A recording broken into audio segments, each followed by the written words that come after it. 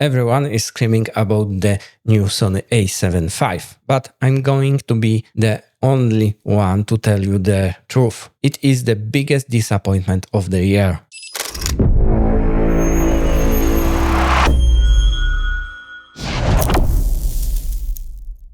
Before I tell you why, quick word. Hi, I'm Rafał from Poland. English is not my native language. Standing here speaking to you is me fighting my way out of my comfort zone. While everyone went right, I took a hard left. I chose the Lumix S1 Mark II. And with hand on heart, this probably is the best hybrid camera of 2025. Why? Because it doesn't treat you like an amateur with software limitation.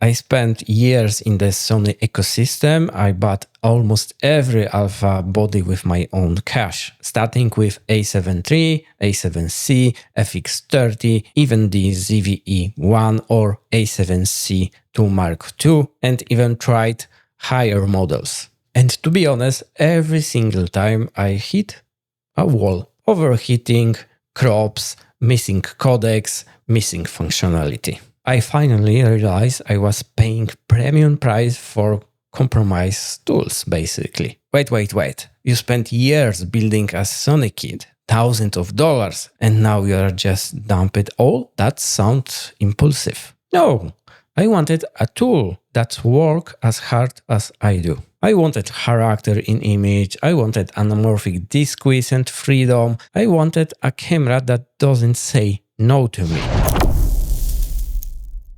The real game changer is not on the spec sheet, it's obvious, it's open gate. Okay, why should I care if I just post on Instagram? If you create for social media or client's work, basically that's your cheat code. We record here the entire sensor resolution, 6K, 3:2 aspect ratio. What doesn't that mean? It means you can shoot one clip and crop it horizontal for YouTube and vertical for TikTok. Zero quality loss, basically. It saves your time, basically, and give you 5.1K, 60 frames per second, basically. With no crop, autofocus works completely fine, audio works, it's basically cheating, and now it's not even overheating. It is perfect camera? Of course not. If you need, for example, 4K 120 frames per second, you get a crop and softer image here, unfortunately. But if that's your priority, you can stick to APS-C mode, and there 120 frames per second, it's completely fine. Quality is much better than the crop one. Also, let's talk about the fun. Yes, there is a fun inside that camera. If you push the Lumix S1 Mark II to the absolute limit, for example in quiet room, your microphone will pick it up.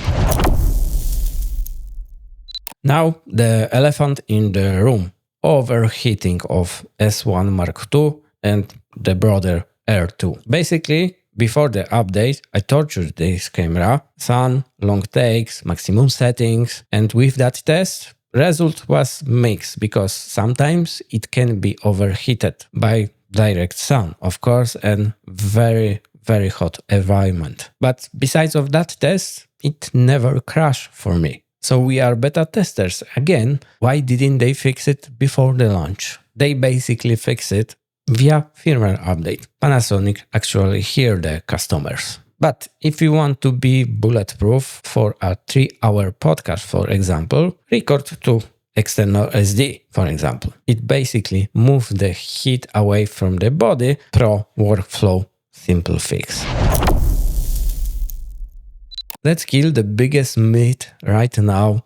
L-mount has no lenses. This is basically ancient history now. We got here Sigma, Panasonic lenses, Samyang, DJI, Blackmagic. Over 100 lenses are available today with autofocus, not manual. Yeah, but how many of those are actually affordable? Or it's all overpriced Leica gear?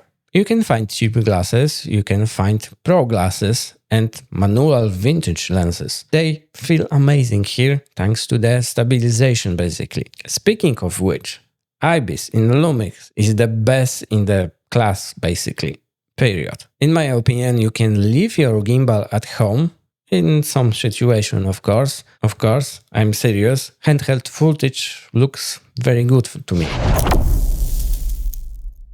Look, I don't get paid to say this. For full transparency, the Lumix S1 Mark II is on a long-term loan from the Panasonic Poland to me. But they have zero control over my opinion.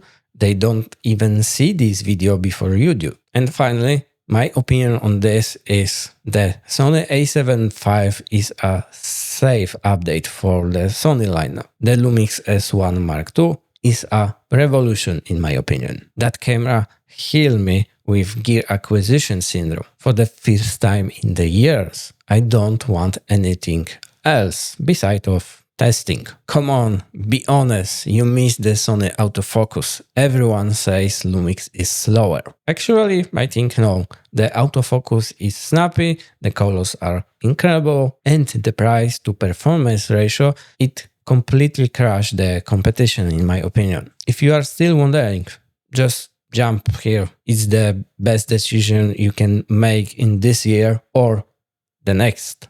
Thanks for watching. See you in the next one.